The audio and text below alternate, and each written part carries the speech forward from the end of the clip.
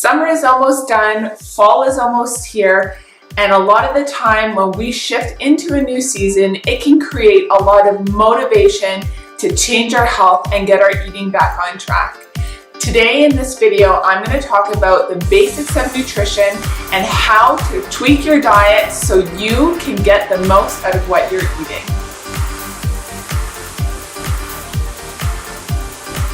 Hey everybody, thank you for tuning into my channel. My name is Lena, founder of Jaded Nutrition. It's been a while since I last posted a video, probably like 2 or 3 months. I've had a really busy summer. I've finished writing my book. I'm going to hopefully, fingers crossed, have it published and out before Christmas. So there has been a lot of stuff going on around here.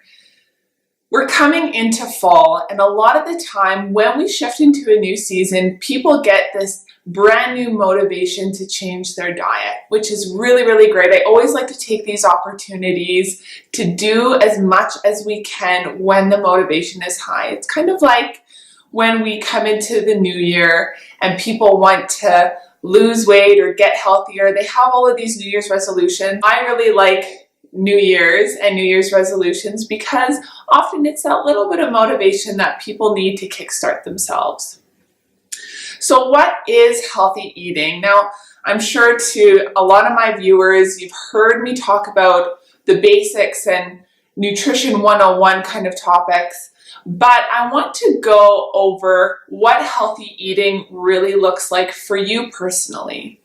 Now, as you know, I am not a fan of following any kind of fad diet. For me personally, I choose to eat a predominantly plant-based diet. I'm not vegan, I'm not paleo, I'm not anything. I just choose to eat whole foods and predominantly plant-based. I think a lot of the time, being in the fitness industry, we overemphasize protein. And protein is really important, but we don't need as much of it as a lot of health enthusiasts and professionals say that we do. So I choose to eat a predominantly plant-based diet. Now, in terms of what a healthy diet looks like for you, you have to be your own detective. You need to figure out what works for your body and what doesn't. There are some basic guidelines you can follow, but at the end of the day, you know yourself better than anyone else. You really are your own nutritionist. So it's important after every meal that you pay attention to what's going on inside of your body. Are you lethargic? How is your digestion? Do you feel bloated? Do you feel gassy? Are you still hungry? Do you not feel good at all? Do you feel nauseous? These are really important cues to pick up on after you've eaten something. You could eat something that's technically healthy, but still not feel good after you've eaten it. This means that that particular type of food isn't good for you. For me personally, I can't eat dairy. It really hurts my stomach. I just can't do it. When I cut dairy out, my whole health and body changed. Now, if you choose to eat a predominantly plant-based diet, this is a really great way for you to add more whole foods into your diet. To make space, you're going to need to cut out processed food. So this is guideline number 1 that anyone can and should follow, is processed foods have to go if you want to maintain your health. Processed foods aren't only hard on your body, but they're highly addictive. Just like any addiction, when we're getting rid of something, you're going to have symptoms of withdrawal. Maybe you're going to get cranky. You're going to feel like you just can't go on. You can't do it. But I promise those symptoms will lessen over time. Give yourself at least 2 months to cut out something like sugar or processed foods, which are known to be very addictive. Give your body some time to adjust to eating whole foods. If you've eaten a lot of processed foods, your body, your taste buds, are going to be used to eating high amounts of sugar, fat, and salt. And normal food, normal whole food, isn't going to taste as good in the beginning. But again, your taste buds will change over time. And the longer you stick to something, the more you're going to see the benefit and the more you're not going to want those foods anymore. So that's guideline number 1. Go through your pantry, start to get rid of all processed foods. Now, you might be thinking that grains and beans and all those things, those are processed because you need to cook them. Well, technically, there is some processing that goes on to that, but they are still whole foods. Now, when you look at the ingredient list should have a minimum amount of foods, of ingredients. You should be able to pronounce everything and know what everything is. If you don't, you're probably eating a highly processed item. Now, in terms of protein, when you're going down a predominantly plant-based diet, you have to make sure that you're getting enough protein. For me, I personally choose to have a protein powder. So I do use a protein powder. It's 100% raw, organic, sprouted. It's very high quality. It's a little bit more expensive, but I find I don't get the protein that I need just from eating beans and grains and nuts and seeds. Because I work out a lot, I do need some extra protein to aid in muscle recovery and building. So that's something that I use. I also am a huge fan of tempeh. Now, in my other videos, you know that I'm not a fan of soy. I don't consume a lot of soy, but tempeh is a little bit different. Tempeh is fermented soy, and when you ferment something, it changes the nutrient composition completely. First of all, the fermentation process makes it a probiotic food. So the more probiotics we have, the more we balance out that healthy gut bacteria and the healthier we become. Fermented foods have so many benefits. I'm going to make a whole nother video just on fermenting foods, soaking foods, sprouting foods, and souring foods in particular. These change the game when it comes to grains and nuts and seeds and legumes. If you want to get the most bang for your buck and make sure that your grains are digesting properly, then you should be soaking them or sprouting them or eating fermented grains like sourdough. So tempeh is a really, really great protein alternative, high in protein. It is lower in carbs, so you can mix it with rice or quinoa and still get a really, really great nutrient profile. Plus, you get the added benefits of the probiotics that tempeh has. Soy is not really a great protein alternative because it's hormone disrupting and a lot of the time it's genetically modified. So my recommendation is to stay away from soy unless it's fermented. So if you're going to consume soy sauce, there's something called tamari, which is fermented soy sauce. If you want to consume something like tofu, you can switch to tempeh, which is fermented, or you can choose to have miso or natto. These are all ways that soy can be a really, really healthy part of your diet. You really want to make sure that you're not consuming any soy protein isolate, soybean oil, or anything that might have GMO soy in it. Even if tofu is non-GMO, it's probably not the best choice to make. It's not going to kill you if you have it every once in a while. We go to a vegan vegetarian restaurant and there is soy in what we're consuming. We go there once a week. It's not that big a deal in my opinion. This is my opinion. Some people are very, very hell-bent on not consuming soy whatsoever. I think that if it's fermented, it can be really, really healthy and a really great add-on to your diet. Carbohydrates. Now, when you're following a predominantly plant-based diet, carbohydrates are going to be a main staple for you. This freaks a lot of people out because carbs have been associated with weight gain and people are afraid that they're going to get fat if they overconsume carbs.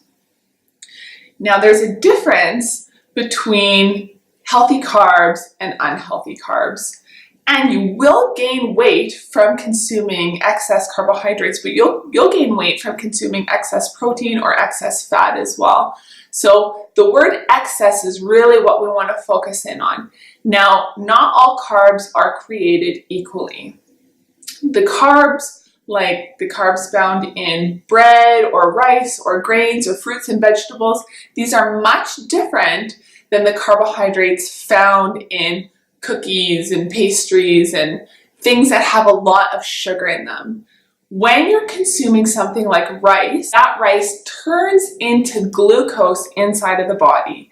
Now, glucose can be utilized by virtually every cell in our bodies. Glucose is how we get our energy, and it is our main fuel source. Glucose does not make you fat.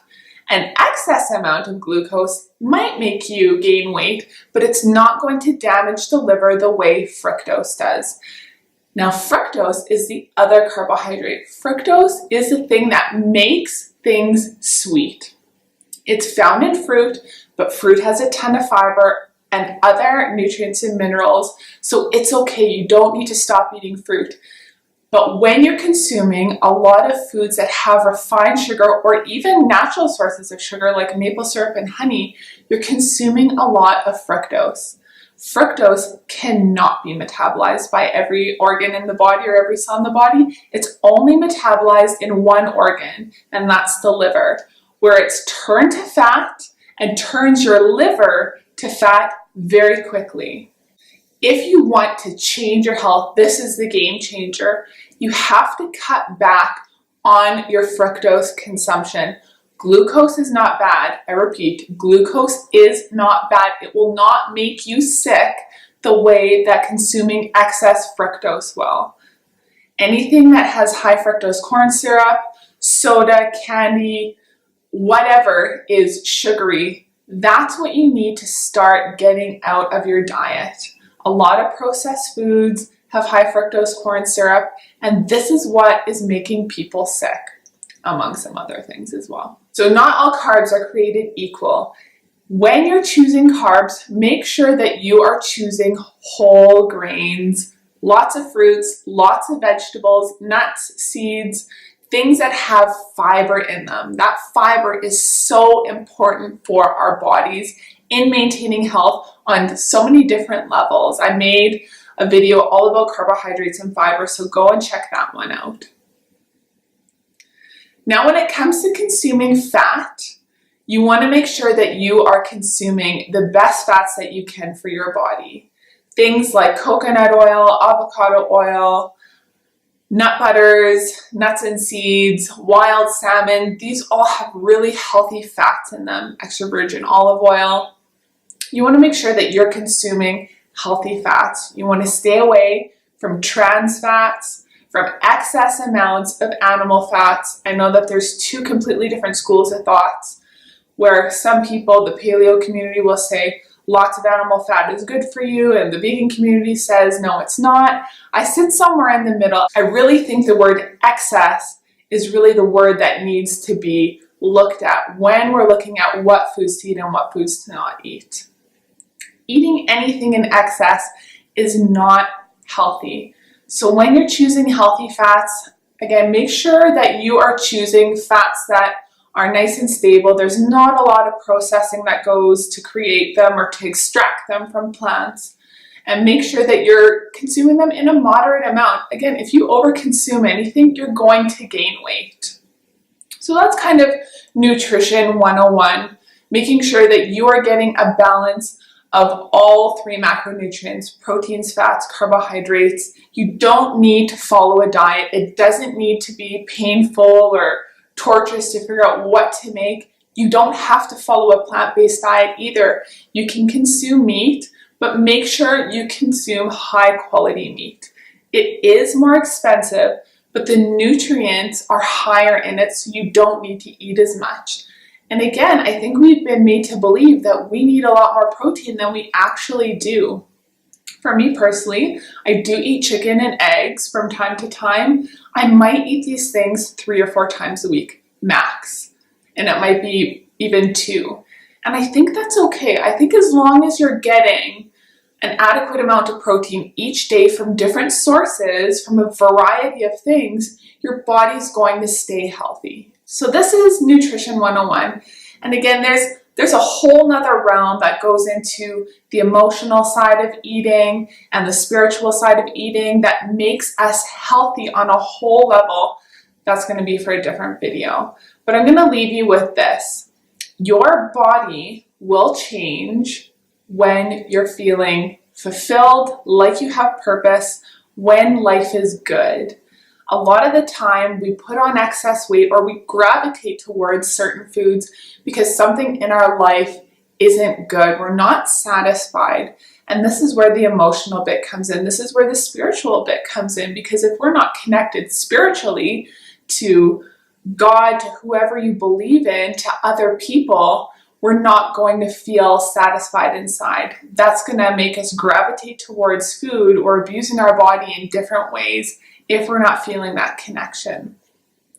If you're not satisfied in life, you need to look at the areas that you're not happy with.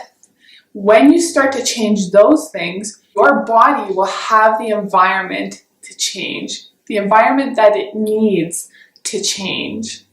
When you live under chronic low-level stress, your body just stores things. It's inflamed, there's excess cortisol, adrenaline, insulin. It's very hard for your body to be healthy, for your physical body to change when you're under emotional stress.